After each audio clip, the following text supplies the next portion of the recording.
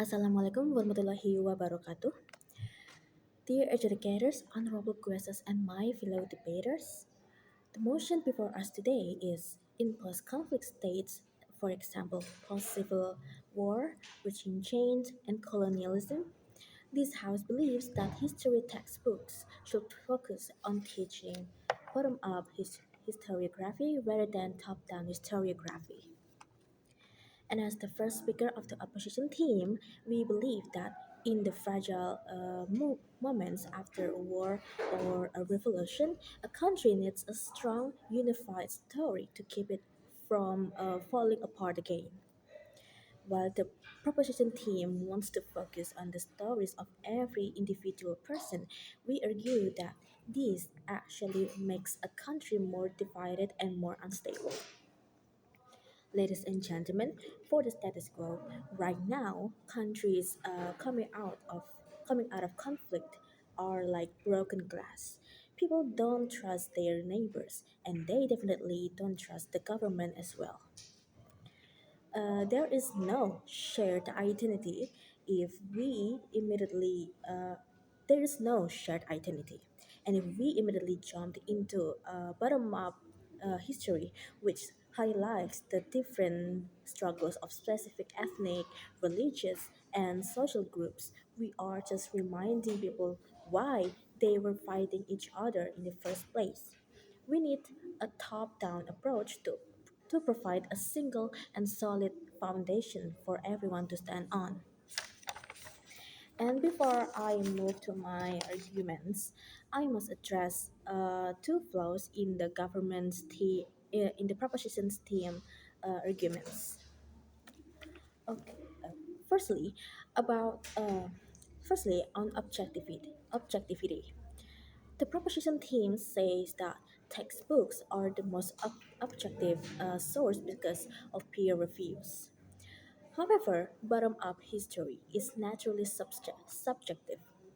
It relies on personal memories and oral stories which change depending on who you talk to.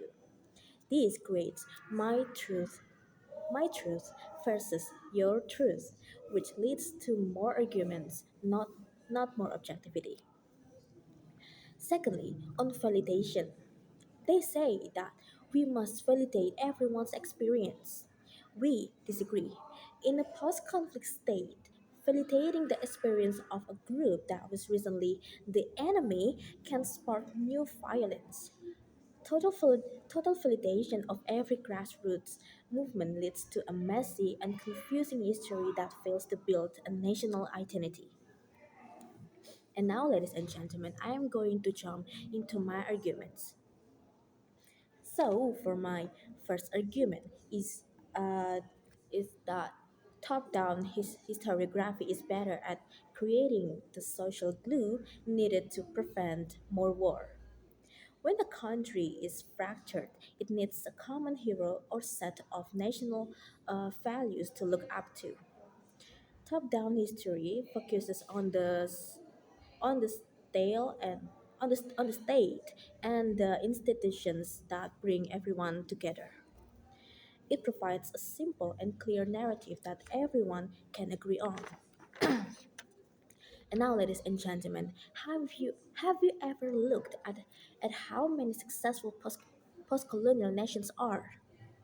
They often focus on the founding fathers or the central movement that kicked out the colonizers.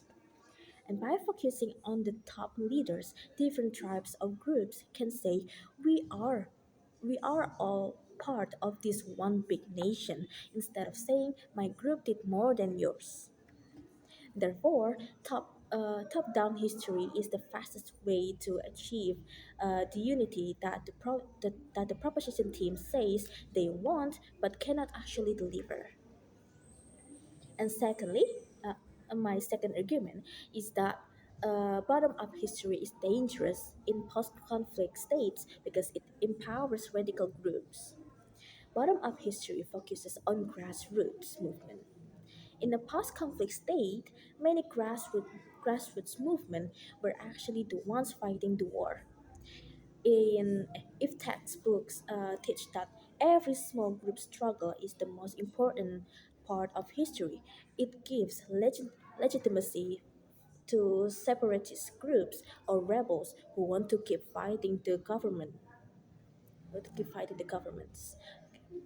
Ladies and gentlemen, if a rebel group is a civil war is in if a rebel group in a civil war sees their specific struggle glorified in a textbook was as a bottom-up movement, they are less likely to feel that their cause for conflict was justified.